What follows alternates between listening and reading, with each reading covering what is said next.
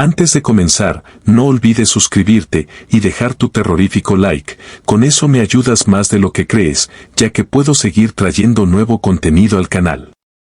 Recuerda activar la campanita de notificaciones para que así YouTube te notifique cuando haya un nuevo relato. Y bueno, solo queda decir que apagues las luces y te pongas cómodo o cómoda, sin más vamos con esta historia. El reflejo. Desde que comenzó a usar el espejo de su habitación, mi hija Clara se ha transformado en una pequeña artista. La niña de 5 años se pasaba horas frente al espejo, contándole historias a su reflejo, pintando con los dedos en el cristal empañado, y riendo en un diálogo que parecía privado y encantador. Al principio, lo encontraba adorable. Verla jugar con su imaginación era una de las cosas más entrañables de la maternidad. Pero pronto, esa dulzura comenzó a tener un matiz perturbador. La primera vez que me preocupé fue una tarde tranquila. Clara estaba en su habitación, como de costumbre, conversando animadamente con su amigo imaginario frente al espejo. La luz de la tarde filtraba suaves rayos dorados a través de la cortina semi-translúcida.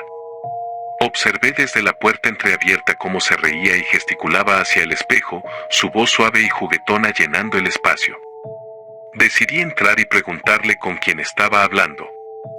«Mamá, estoy hablando con Emma», me dijo, sonriendo con la naturalidad de quien habla de algo evidente. «Ella vive en el espejo. Dice que se está divirtiendo mucho». «Emma». Recuerdo haber fruncido el ceño al escuchar el nombre.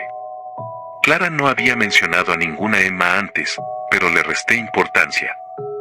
Los amigos imaginarios son comunes a su edad, pensé. Sin embargo, empecé a notar que las visitas al espejo se volvieron más largas y el tono de Clara cambió de alegre a algo más oscuro. La chispa en sus ojos se volvió casi inquietante. Pero eso no era todo. Unas semanas después, empecé a notar algo extraño. Mientras pasaba cerca de la habitación de Clara por la noche, escuchaba murmullos y risas que no podía identificar del todo. Me detuve a escuchar detrás de la puerta y, aunque la voz de mi hija era clara y evidente, había otro tono en la conversación, una voz susurrante que parecía provenir del espejo mismo.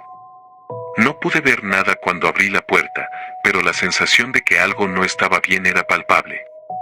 Fue entonces cuando empecé a observar que la atmósfera en la habitación de Clara cambió. Las sombras en el espejo parecían más densas, como si el cristal estuviera absorbiendo la luz. Cuando entraba en la habitación por la noche, a veces me encontraba con la mirada fija en el espejo, intentando discernir si mi mente me estaba engañando. Las sombras, las figuras que parecían moverse de un lado a otro en el cristal, estaban cada vez más presentes. Una noche particularmente oscura, decidí hacer una inspección más exhaustiva. Clara ya estaba dormida, envuelta en sus cobijas, y el cuarto estaba en silencio. La única luz provenía de una lámpara de noche que proyectaba una luz tenue sobre la habitación. Me acerqué al espejo con cautela, observando los detalles de la superficie. Al principio, vi solo mi reflejo. Sin embargo, a medida que la luz parpadeaba, noté algo extraño. En el borde de la visión, casi como un susurro en la esquina del espejo, había una sombra que no correspondía a ningún objeto en la habitación. Era como si algo se estuviera moviendo allí, una figura oscura y difusa. La sensación de incomodidad se convirtió en inquietud. Esa noche, me costó dormir. Cada crujido en la casa, cada ráfaga de viento, me hacía saltar. A las pocas horas, me encontré de nuevo en la habitación de Clara, con el corazón acelerado, intentando convencerme de que todo era producto de mi imaginación. Pero los susurros comenzaron de nuevo. La voz que no podía identificar me llamaba, susurraba palabras que se perdían en la oscuridad. La atmósfera en la habitación era opresiva, como si el aire estuviera cargado con una presencia inhumana. Desperté a Clara para preguntarle sobre su amigo. Ella, con los ojos aún nublados por el sueño, me miró con una expresión que me heló la sangre. «Mamá, Emma dice que estás asustada. Ella se siente sola». Su tono era demasiado serio, demasiado distante para un niño de su edad. Tragué saliva y la arropé de nuevo, intentando ignorar la creciente preocupación en mi pecho.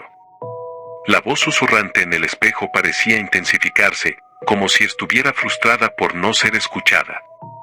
Decidí tomar cartas en el asunto. Una tarde, cuando Clara estaba en el jardín, me dirigí al espejo, armada con una linterna y una cámara. No sabía qué esperar, pero sentía que tenía que hacer algo para entender lo que estaba sucediendo. Encendí la linterna y apunté hacia el espejo, observando detenidamente. Lo que vi me dejó sin aliento. Las sombras en el espejo parecían tener formas reconocibles, rostros distorsionados, figuras que se retorcían y se movían con una fluidez que no era natural. La sensación de frío en la habitación se volvió abrumadora, y las sombras parecían alargarse hacia mí como si intentaran salir del cristal. A medida que me acercaba, las figuras en el espejo se distorsionaban, cambiando de forma y tamaño, como si intentaran comunicarse a través de un lenguaje visual aterrador. La sombra más grande, una figura oscura con contornos vagos, parecía enfocarse en mí. Sentí un escalofrío recorrer mi columna vertebral mientras la figura se movía hacia el centro del espejo, hacia el lugar donde Clara solía estar. Ese mismo día, decidí buscar en línea cualquier información sobre la historia del espejo. Encontré un par de leyendas urbanas sobre espejos antiguos que contenían algo más que reflejos. Decidí que debía sacar el espejo de la habitación de Clara y deshacerme de él, sin tener idea de lo que podría estar enfrentando. Con el corazón latiéndome en el pecho, arrastré el espejo hacia el garaje. La sensación de alivio al alejarme del espejo era momentánea, pero pronto la inquietud regresó. Las noches siguientes fueron un tormento. Sentía que el ambiente en la casa estaba cargado con una presencia invisible que acechaba en cada rincón. Los susurros eran constantes, y las sombras se movían incluso sin la presencia del espejo. Finalmente, una noche, mientras Clara dormía y yo intentaba ignorar los susurros que ahora parecían llenar la casa, me enfrenté a algo que jamás había imaginado. Mientras caminaba por el pasillo, el espejo se deslizó por el suelo y, con un estrépito ensordecedor, se rompió en 1000 pedazos. El sonido despertó a Clara, quien comenzó a llorar desesperadamente. Corrí hacia su habitación y vi algo que me heló la sangre. La figura que había visto en el espejo estaba ahora en la habitación, su forma oscura proyectándose en las paredes y el techo. Las sombras se alargaban y se retorcían, casi como si el reflejo del espejo hubiera cobrado vida. El rostro de Emma, el amigo imaginario de Clara, era una máscara grotesca de desesperación y malicia. Con un grito de terror, intenté apartar a Clara del lugar, pero el ambiente se volvió cada vez más opresivo. Las sombras parecían seguirnos, susurrando promesas de dolor y sufrimiento. El terror era abrumador, una fuerza que parecía vivir en el mismo aire que respirábamos. Clara, llorando y temblando, miraba a la figura con una mezcla de miedo y fascinación. La última visión que tuve antes de perder la conciencia fue la figura oscura acercándose a nosotros, sus ojos brillando con una luz antinatural. Al despertar en el hospital, supe que algo había cambiado para siempre. El espejo había sido destruido, pero la sensación de peligro persistía. Clara está bien ahora, pero hay noches en las que aún escucho susurros que no puedo identificar. Las sombras en la casa parecen tener una presencia propia, y a veces, mientras paso por el pasillo, siento la misma opresión que sentí aquella noche. No sé si el amigo imaginario de Clara se ha ido o si simplemente ha encontrado una nueva forma de acecharnos. Lo que aprendí de esta experiencia es que algunas cosas no deben ser descubiertas, y que el miedo tiene una forma de encontrar su camino incluso cuando se piensa que todo está bajo control. El espejo ya no está, pero la presencia que sentí esa noche sigue conmigo, recordándome que a veces, lo que se refleja en el cristal puede ser mucho más oscuro de lo que uno está dispuesto a enfrentar. Ecos en el bosque. Nuestra mudanza a la nueva casa cerca del bosque fue una de esas decisiones que parecían perfectas en el papel. Mi esposa, Laura, y yo siempre habíamos soñado con un lugar donde nuestros hijos pudieran crecer rodeados de naturaleza. La casa era espaciosa, con grandes ventanales que dejaban entrar la luz del sol y vistas panorámicas del bosque que se extendía hasta donde alcanzaba la vista. A nuestros hijos, Sarah y Liam, les encantaba la idea de tener un jardín enorme para jugar y explorar. La primera semana en nuestra nueva casa fue idílica. El bosque que se extendía detrás del jardín parecía una extensión mágica del hogar. Laura y yo pasábamos tardes enteras explorando los senderos y disfrutando de las vistas. Los niños se aventuraban por su cuenta, siempre bajo la atenta mirada de uno de nosotros, recolectando hojas y buscando pequeños animales. Liam, nuestro hijo de 5 años, estaba especialmente encantado con el bosque. Sus ojos se iluminaban cuando hablaba de los amigos que vivían entre los árboles. Al principio, lo tomé como una manifestación natural de su imaginación infantil. Los niños tienen amigos imaginarios, y un bosque tan grande como el nuestro era un lugar ideal para que Liam creara sus propias historias. Sin embargo, pronto comenzaron a surgir cambios inquietantes. A medida que pasaban las semanas, noté que Liam se volvía más reservado. Se pasaba horas sentado junto a la ventana, mirando hacia el bosque con una intensidad que no podía comprender. Sus juegos se volvieron más solitarios, y empezaba a hablar con una voz susurrante que no podía escuchar con claridad. A menudo, cuando lo llamaba, su respuesta era un murmuro bajo y una mirada distante. Un día, mientras trabajaba en el jardín, escuché a Liam hablando en voz baja. Me acerqué sigilosamente, y lo encontré hablando con un árbol viejo en la parte trasera del bosque. «Sí, claro que puedo venir», dijo Liam, con una expresión seria en el rostro. Me detuve en seco, sintiendo una inquietante sensación en el estómago. Al parecer, Liam estaba hablando con su amigo imaginario, al que llamaba el hombre del bosque. A partir de ese momento, los sucesos extraños comenzaron a acumularse. Laura y yo empezamos a notar que la atmósfera en la casa cambiaba, especialmente por la noche. Las sombras en el bosque parecían moverse con una vida propia, y los susurros que se filtraban a través de las ventanas abiertas me ponían los pelos de punta. Noches se convirtieron en un tormento de ruidos inexplicables y susurros que parecían arrastrarse a través del bosque. Un viernes por la noche, Liam estaba especialmente agitado. Había estado hablando de su amigo más que nunca, y las historias que contaba se estaban volviendo cada vez más oscuras. Decía que el hombre del bosque le había mostrado cosas que no podía explicar. La preocupación de Laura y mía creció a medida que Liam se volvió más reacio a ir a la cama y más obsesionado con el bosque. Sus juegos solitarios se convirtieron en escapadas a las primeras horas de la mañana, y a veces teníamos que ir a buscarlo en el bosque. Un día, decidí seguir a Liam cuando salió al bosque solo. Lo seguí a una distancia segura, manteniéndome oculto entre los árboles. Lo vi caminar hacia un claro oculto que no había notado antes. Cuando llegué al borde del claro, vi a Liam hablando con una figura encapuchada. La figura era un contorno oscuro y difuso, y no podía distinguir detalles claros. Liam estaba de pie frente a ella, sus ojos llenos de una devoción casi religiosa. El corazón me latía con fuerza mientras observaba desde mi escondite. Algo en el claro parecía vibrar con una energía palpable, y el aire estaba cargado con una sensación de opresión. Decidí acercarme, pero antes de que pudiera dar un paso más, Liam se dio vuelta y comenzó a caminar hacia mí. La figura desapareció entre los árboles. Esa noche, después de la inquietante visión en el bosque, los eventos tomaron un giro aún más oscuro. Mientras Liam dormía, el bosque parecía tener vida propia. Las sombras se movían de manera errática, y los susurros se convirtieron en una cacofonía de murmullos ininteligibles. El aire en la casa estaba cargado de una presión que era casi tangible, y a menudo me despertaba en medio de la noche sintiendo que no estaba solo. La situación alcanzó su clímax una noche en la que decidí enfrentar mis temores. Liam había desaparecido de su cama, y el único rastro de él era la puerta del jardín abierta. El corazón me golpeaba con fuerza mientras corría hacia el bosque. La luna llena iluminaba el camino, pero el bosque parecía más oscuro que nunca, las sombras extendiéndose como garras amenazantes.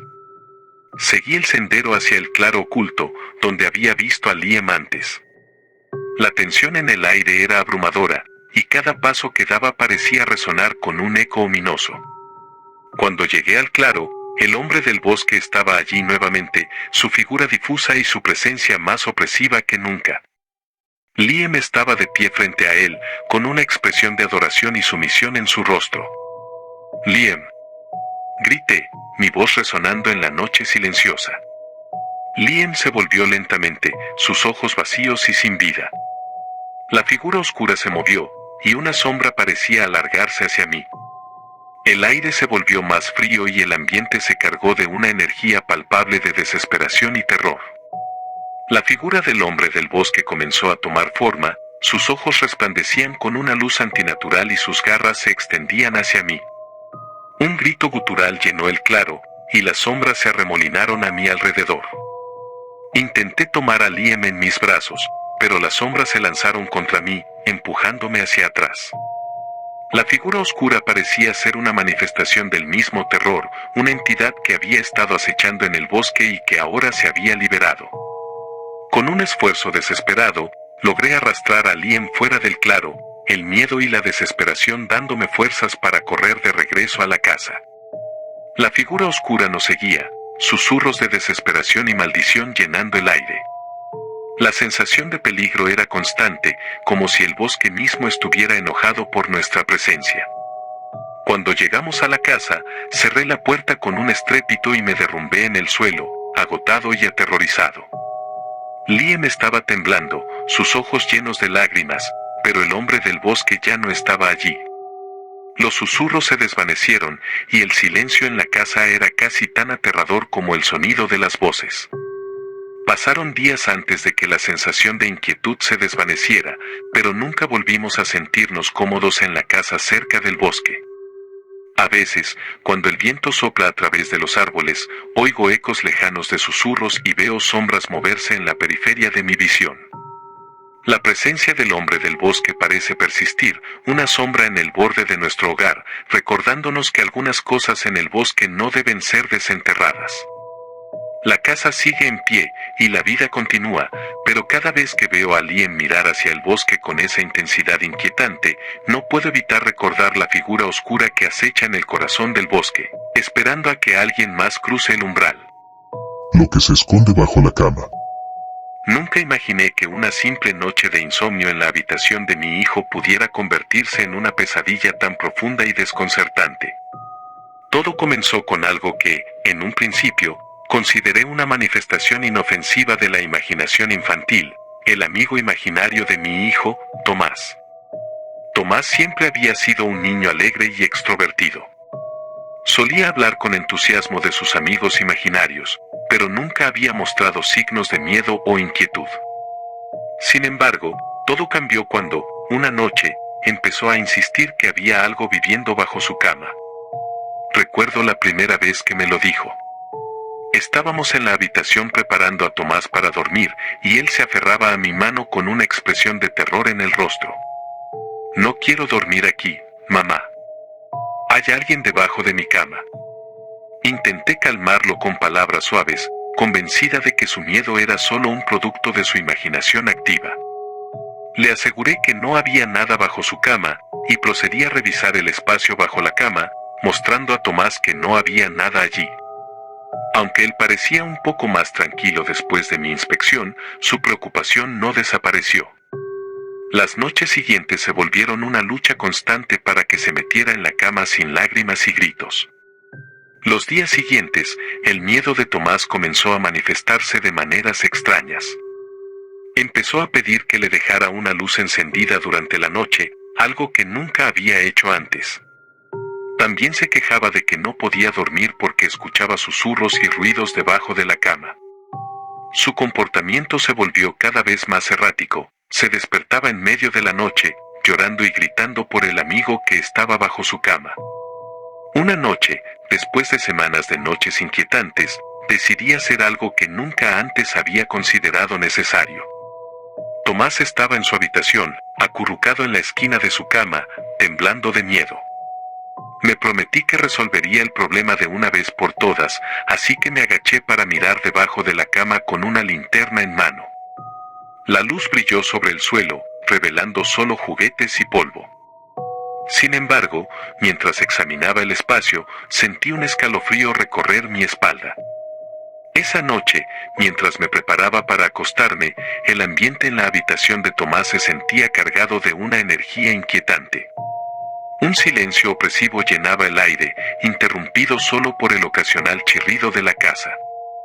Tomás estaba dormido en mi cama, y yo estaba en su habitación, tratando de descifrar el origen de sus miedos.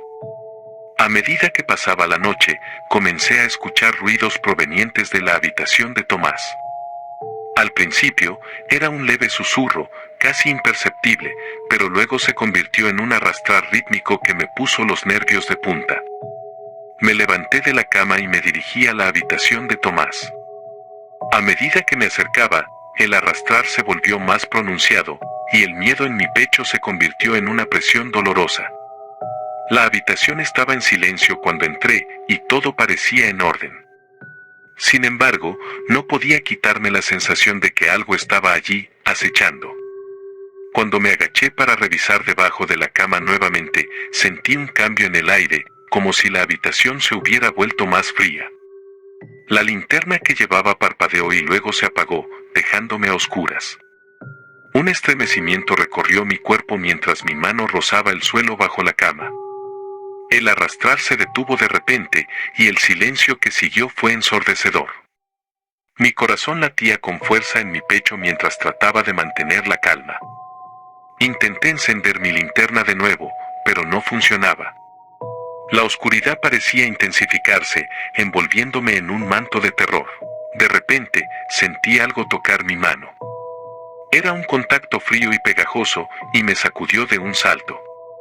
Me incorporé rápidamente y, con las manos temblorosas, busqué una fuente de luz. Encendí mi teléfono móvil y dirigí la luz hacia el espacio bajo la cama. Allí, en el suelo, vi algo que no podía comprender. Había marcas en el suelo, como si alguien hubiera intentado rasgar el suelo. Decidí investigar más a fondo. Con el teléfono en una mano y la linterna en la otra, moví algunos de los juguetes y miré bajo la cama con detenimiento. Fue entonces cuando lo vi, una sombra, oscura y amorfa, se movía en el borde de mi visión. Era como si la sombra estuviera viva, moviéndose con una voluntad propia, pero sin forma definida. Mi respiración se aceleró mientras intentaba comprender lo que estaba viendo. La sombra parecía acercarse, extendiéndose y contrayéndose en un patrón inquietante. De repente, algo frío y grasiento tocó mi mano, y un escalofrío recorrió todo mi cuerpo. Miré hacia abajo, y lo que vi me hizo gritar. Bajo la cama, lo que parecía un par de ojos brillantes y resplandecientes me miraba desde las sombras. Era un par de ojos que reflejaban una luz que no estaba allí, una luz fría y siniestra. Mi grito despertó a Tomás, quien apareció en la puerta, llorando y temblando. Corrí a la habitación de Tomás, llevándolo conmigo. El terror se había apoderado de mí, y la sensación de que algo estaba acechando a mi hijo era abrumadora. Intenté tranquilizar a Tomás y le expliqué que todo estaba bien, aunque mi voz temblaba y mi mente estaba en caos. Esa noche, nos quedamos en la habitación de Tomás, tratando de encontrar consuelo en la presencia del otro. La sensación de malestar persistió, y el arrastrar de las sombras nunca cesó por completo. La presencia de lo que estaba bajo la cama parecía haber cruzado una línea, una barrera entre el mundo real y el mundo oscuro que acechaba debajo de la cama de Tomás. A partir de esa noche, la habitación de Tomás permaneció vacía. Decidimos mudarnos a otro lugar, buscando escapar del terror que se había instalado en nuestra vida. Sin embargo, las noches siguen siendo inquietantes, y el arrastrar de las sombras a veces me despierta en medio de la noche. La sensación de que algo acecha en la oscuridad nunca se ha desvanecido por completo. El temor de lo que se esconde bajo la cama persiste, y a veces, cuando cierro los ojos, puedo sentir la presencia fría y pegajosa que me tocó aquella noche. La sensación de que algo no debe ser visto o entendido permanece con nosotros, recordándonos que algunas cosas están mejor dejadas en la oscuridad, bajo la cama. El amigo en la casa del árbol. Cuando mi hijo, Diego, cumplió 7 años, decidí que ya era hora de hacer realidad uno de sus sueños, construirle una casa del árbol en el jardín trasero. Recuerdo lo emocionado que estaba cuando le conté la idea. Sus ojos brillaban de alegría y, por días, no dejaba de hablar sobre cómo sería su refugio secreto, su lugar especial donde podría dejar volar su imaginación. El proceso de construcción fue agotador, pero valió la pena. La casa del árbol era pequeña pero sólida, con una escalerilla de madera que llevaba a una plataforma rodeada de barandillas, un pequeño techo inclinado, y una ventana desde la que podía ver todo el jardín y parte del bosque que rodeaba nuestra propiedad. Diego estaba encantado, pasaba horas ahí arriba, solo o con sus amigos, creando mundos y aventuras que solo él entendía. Al principio, la casa del árbol era solo eso, un lugar para jugar. Diego me invitaba a subir y me mostraba sus dibujos, sus juguetes y los tesoros que encontraba en el jardín. Pero pronto, algo cambió. Empezó a hablar de un amigo que vivía en la casa del árbol. Lo mencionaba con naturalidad, como si fuera algo completamente normal. Papá, mi amigo se llama Tomás. Vive aquí conmigo, me decía mientras jugaba en la casa. Tomás. Ese nombre me quedó grabado en la mente. Al principio, pensé que era solo una fase, un producto de la imaginación de Diego. Los amigos imaginarios son comunes en los niños, así que no le di mucha importancia. Sin embargo, la forma en que Diego hablaba de Tomás empezó a inquietarme. No era el típico amigo imaginario. Diego describía a Tomás con una precisión que me desconcertaba. Tomás tiene ojos grandes y oscuros, y siempre está sonriendo, pero no como yo. Su sonrisa es diferente, como si estuviera siempre un poco triste. Lo que realmente comenzó a preocuparme fue cómo Diego empezaba a cambiar. No quería que nadie más entrara en la casa del árbol. Tomás no quiere que nadie más suba, decía con firmeza. Dice que es nuestro lugar especial. Al principio pensé que solo era un intento de Diego de mantener su refugio privado, pero la seriedad con la que hablaba me inquietaba. Las cosas empeoraron cuando comenzaron los eventos extraños. Al principio, eran ruidos nocturnos provenientes del jardín. Atribuí esos ruidos al viento, a los animales o a mi propia imaginación. Pero los ruidos persistieron y se intensificaron.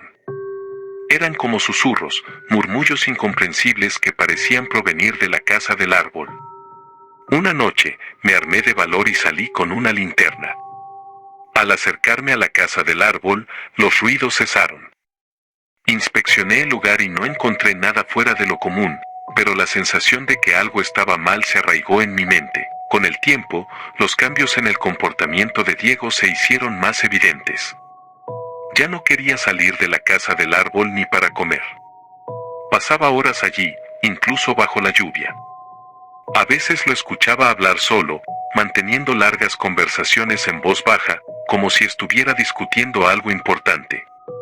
Cuando le preguntaba con quién hablaba, respondía, con Tomás. Me dice cosas que tú no puedes entender, papá. Una noche, después de acostar a Diego, decidí subir a la casa del árbol y echar un vistazo.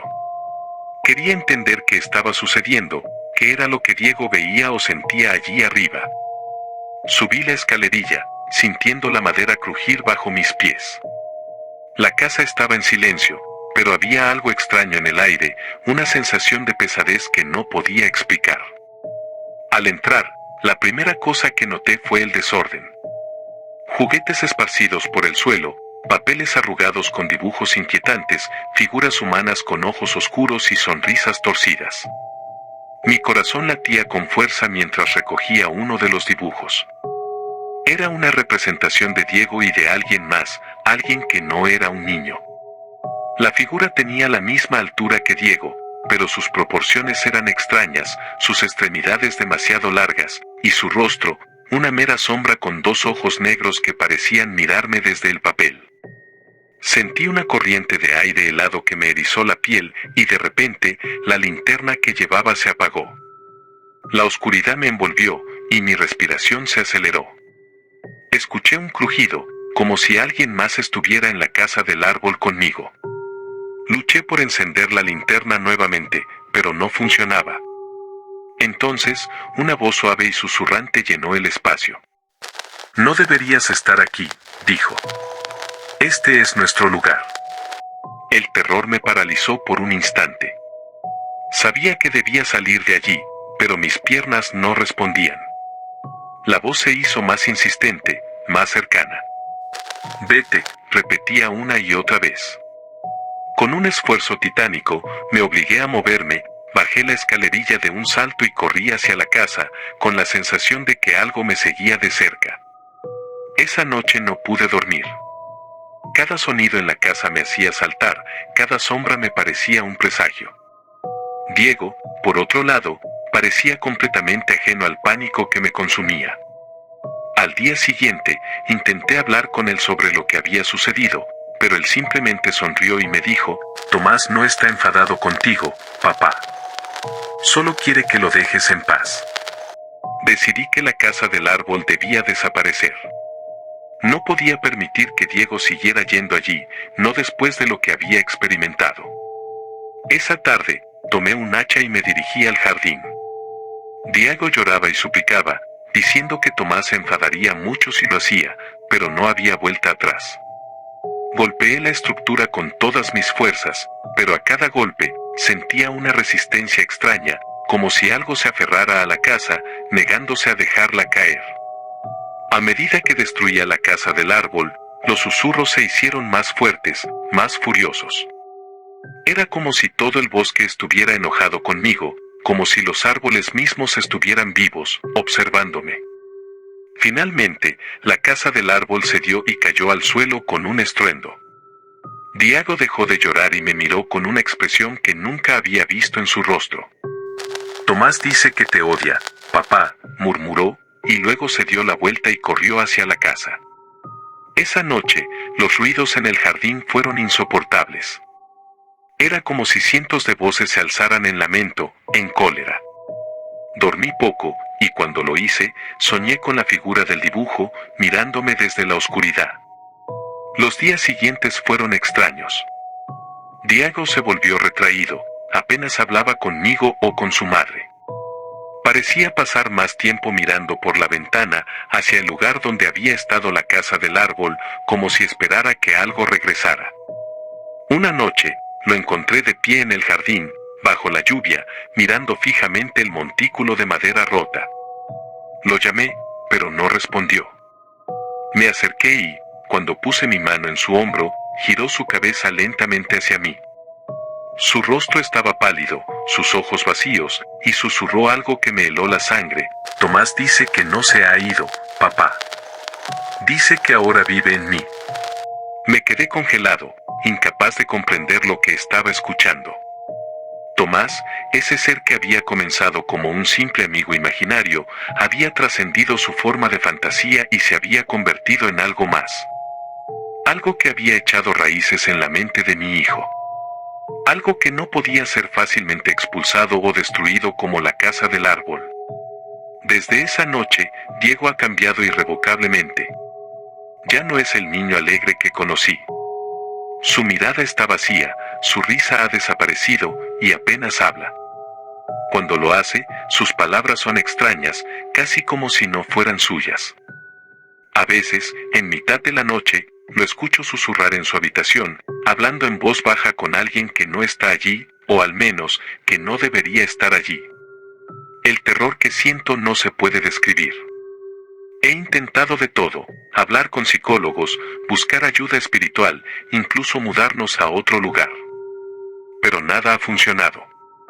Siento que el espíritu o lo que sea que Tomás representa se ha arraigado profundamente en nuestro hogar, en nuestra vida, en Diego. Cada noche me acuesto con la horrible certeza de que algo terrible nos acecha, esperando el momento adecuado para mostrarse por completo. Y en mis sueños, veo la casa del árbol reconstruida, no en el jardín, sino en algún rincón oscuro de mi mente, con Tomás, el verdadero Tomás, sonriendo desde su ventana, invitándome a entrar. El compañero de juegos. Recuerdo cuando todo comenzó, era un día común y corriente. Mi hija Sofía siempre había sido una niña alegre y llena de vida. Pasaba sus días jugando con sus muñecas, dibujando en su cuaderno de colores y correteando por la casa con una risa que llenaba cada rincón. Nunca había tenido problemas para hacer amigos, pero cuando cumplió 5 años, empezó a hablar de alguien nuevo, alguien que no podía ver ni tocar. Un amigo imaginario, pensé, algo inofensivo, típico en los niños. Al principio, no me preocupé. Sofía hablaba de Luna con entusiasmo, describiéndola como una niña de su edad con un vestido blanco y largo, y una sonrisa que, según ella, nunca se borraba. Me parecía entrañable, incluso divertido. Escucharla inventar historias sobre sus juegos con Luna era casi un entretenimiento para mí. Pero, con el tiempo, algo cambió. Las historias de Sofía sobre Luna se volvieron más detalladas, más precisas, como si realmente estuviera describiendo a alguien real. Luna no era como otros amigos imaginarios que había oído mencionar. Sofía decía que Luna siempre estaba con ella, incluso cuando no estaba jugando. Me contaba que Luna la seguía por la casa, la miraba mientras dormía, e incluso le decía cosas. Mami, Luna no quiere que hable contigo ahora, me dijo un día mientras yo intentaba leerle un cuento antes de dormir. Sentí un escalofrío recorrer mi espalda, pero traté de no darle importancia. Es solo su imaginación, me repetía. Sin embargo, a medida que los días pasaban, la presencia de Luna se volvió más dominante en la vida de Sofía. Ya no quería jugar con sus otros amigos en el parque, prefería quedarse en casa, en su habitación, con Luna. Cuando intentaba sacarla de su mundo de fantasía, se enfadaba, algo completamente inusual en ella. Luna dice que no quieres que sea feliz, me gritó una vez, con una furia en sus ojos que nunca había visto antes. Las cosas comenzaron a tomar un giro más oscuro cuando objetos en la casa empezaron a moverse sin explicación. Al principio, eran cosas pequeñas, un libro que cambiaba de lugar, una muñeca que encontraba fuera de su estante. Pero pronto, los eventos se volvieron más perturbadores. Una noche, después de acostar a Sofía, escuché un ruido fuerte en su habitación. Corrí hacia allá y la encontré sentada en su cama, tranquila, mientras su lámpara de noche estaba tirada en el suelo, rota en pedazos. Luna no quiere que tenga luz cuando duermo, me dijo con una calma que me heló la sangre. Cada día, la situación empeoraba. Los juguetes de Sofía se movían solos, las puertas se cerraban de golpe sin razón aparente, y una sensación de opresión comenzó a llenar la casa. El comportamiento de Sofía se volvía más errático. A veces, la encontraba hablando en susurros en un rincón de su habitación, como si estuviera teniendo una conversación profunda con alguien. Cuando le preguntaba qué hacía, me miraba con una expresión vacía y decía: Luna me está contando cosas que tú no entenderías. Mis noches se llenaron de pesadillas. Soñaba con Luna, una figura borrosa con ojos oscuros y sin fondo, que se acercaba a mí, siempre riendo, siempre susurrando mi nombre. Me despertaba empapada en sudor, con la certeza de que algo estaba muy mal en nuestra casa, en nuestra vida. Un día, cuando Sofía estaba en la escuela, decidí buscar en su habitación alguna señal de lo que estaba ocurriendo. Revisé sus dibujos, esperando encontrar simples garabatos infantiles, pero lo que vi me dejó sin aliento. Todos los dibujos eran de Luna, una figura sombría con ojos negros y una sonrisa que se extendía demasiado. En cada dibujo, Luna estaba más cerca de Sofía, como si se estuviera fusionando con ella, como si estuviera tomando control. Intenté hablar con Sofía al respecto, pero cualquier mención de Luna la ponía en un estado de enojo que nunca había visto en ella. Luna dice que no me quieres, gritaba, y luego se encerraba en su habitación, rehusándose a salir. Decidí que era hora de buscar ayuda. Llamé a un terapeuta infantil, pero cada vez que intentaba llevar a Sofía a una cita, algo ocurría. Se enfermaba de repente, o la puerta del auto se atascaba, o simplemente se negaba a salir de su habitación. Luna no quería que Sofía recibiera ayuda, y cada vez que intentaba interferir, los fenómenos en la casa se volvían más intensos. Una noche, la situación llegó a su punto máximo. Me desperté de golpe, con la sensación de que alguien me estaba observando. Giré la cabeza y vi a Sofía de pie al lado de mi cama, con los ojos muy abiertos, mirando fijamente. Luna dice que debes irte, Susurró. Mi corazón latió con fuerza. ¿Qué quieres decir, Sofía?, pregunté, tratando de mantener la calma. Luna dice que ya no te necesitamos, Respondió en un tono monocorde, sin rastro de emoción. Decidí confrontar a lo que fuera que estaba controlando a mi hija. Tomé a Sofía de la mano y la llevé de vuelta a su habitación. Luna, si estás aquí, muéstrate, dije, mi voz temblando. El aire se volvió denso, casi irrespirable, y una sombra comenzó a formarse en la esquina de la habitación. No era un simple juego de luces, era una presencia tangible, maligna. La sombra se acercó lentamente, y en el centro de esa oscuridad, vi los ojos de Luna, negros como la noche, y esa sonrisa amplia y perturbadora que había visto en los dibujos de Sofía. Sentí que el suelo se movía bajo mis pies, y mi visión comenzó a nublarse. La sombra se acercaba más, y Sofía, de pie junto a mí, sonreía, como si estuviera viendo a su mejor amiga. Mami, Luna dice que debemos estar juntas para siempre, Dijo en un tono que no era el suyo, que no era de este mundo. Reuní todas mis fuerzas y grité, Luna, déjala en paz. La sombra se detuvo, y por un momento, el silencio se hizo insoportable. Pero entonces, la habitación comenzó a vibrar, como si estuviera a punto de desmoronarse. La sombra se abalanzó sobre mí, y el último sonido que escuché fue la risa de Sofía, una risa que no le pertenecía. Me desperté al día siguiente en el suelo de la habitación de Sofía, sola. Ella estaba en su cama, durmiendo pacíficamente, como si nada hubiera pasado. Pero algo había cambiado. La casa estaba en silencio, demasiado en silencio. Sentí una paz que no era reconfortante, sino más bien un vacío, una ausencia de algo que había estado allí durante semanas. Sofía ya no mencionó a Luna. No hubo más ruidos extraños, no más sombras moviéndose en la oscuridad. Pero algo dentro de mí sabía que la batalla no había terminado. Sabía que Luna no se había ido, que simplemente estaba esperando, acechando, esperando el momento adecuado para volver. Y cada noche, cuando apago las luces y el silencio envuelve la casa, siento su presencia, siento esos ojos negros mirándome desde la oscuridad, y sé que está esperando, pacientemente, a que baje la guardia, a que cometa un error, para volver a tomar lo que cree que es suyo. Porque Luna nunca se va realmente. Solo se esconde, esperando su momento. Y en ese silencio, en esa oscuridad, siento su sonrisa, amplia y perversa, recordándome que lo que comenzó como un juego infantil ha desatado algo que nunca podré controlar del todo.